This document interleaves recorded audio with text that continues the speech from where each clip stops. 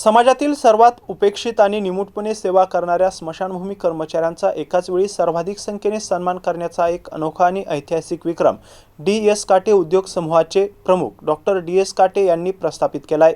या अभूतपूर्व सामाजिक उपक्रमाची इंडिया बुक ऑफ रेकॉर्ड्समध्ये अधिकृत नोंद झाली असून त्यानिमित्त सत्कार आणि गौरव सोहळा अत्यंत उत्साहात पार पडलाय। या सोहळ्याला इंडिया बुक ऑफ रेकॉर्ड्सचे नवी दिल्ली येथील मुख्य परीक्षक नरविजय यादव हे प्रमुख पाहुणे म्हणून उपस्थित होते। त्यांच्या हस्ते डॉक्टर डी.एस. काटे यांना अधिकृत विक्रमाचे प्रमाणपत्र आणि पदक प्रदान करून सन्मानित करण्यात आले। स्मशानभूमी कर्मचारी हे कोणत्याही सुट्टीशिवाय अत्यंत प्रतिकूल परिस्थितीत समाजमनाचे दुःख हलके करण्याचे काम करतात। त्यांच्या निस्वार्थी आणि अमूल्य सेवेला मुख्य प्रवाहात आणून त्यांना सन्मानित करणे हा एक अत्यंत संवेदनशील आणि कौतुकास्पद विचार आहे, अशा शब्दात मुख्य परीक्षक नरविजय यादव यांनी डॉक्टर डी.एस. काटे यांचे कौतुक केले। सत्काराला उत्तर देताना डॉक्टर डी.एस. काटे भावुक झाले होते। ते म्हणाले, स्मशानभूमी कर्मचारी हे समाजाचे अनावृत्त रक्षक आहेत, जे दररोज शांतपणे, आदराने आणि करुणेने मानवतेची सेवा करतात। त्यांच्या या निस्वार्थी योगदानाला कृतज्ञतेची पावती देणे आणि त्यांना समाजात सन्मान मिळवून देणे हेच आमचे ध्येय होते। या विक्रमाचे श्रेय माझ्या संपूर्ण टीमला आणि त्या सर्व कर्मचाऱ्यांना जातं, असंही ते म्हणाले। यावेळी या ऐतिहासिक सोहळ्याला इंडिया बुक ऑफ रेकॉर्ड प्रतिनिधी नरविजय यादव यांच्यासह पुण्यश्लोक अहिल्यादेवी होळकर सोलापूर विद्यापीठ अधिष्ठाता डॉक्टर महेश खरात, माजी विभागीय आयुक्त पुरुषोत्तम भापकर, स्मशानजोगी संघटनेचे अध्यक्ष गोविंद गायकवाड, ॲडव्होकेट अजित काळे, भगवानराव कापसे, उत्तम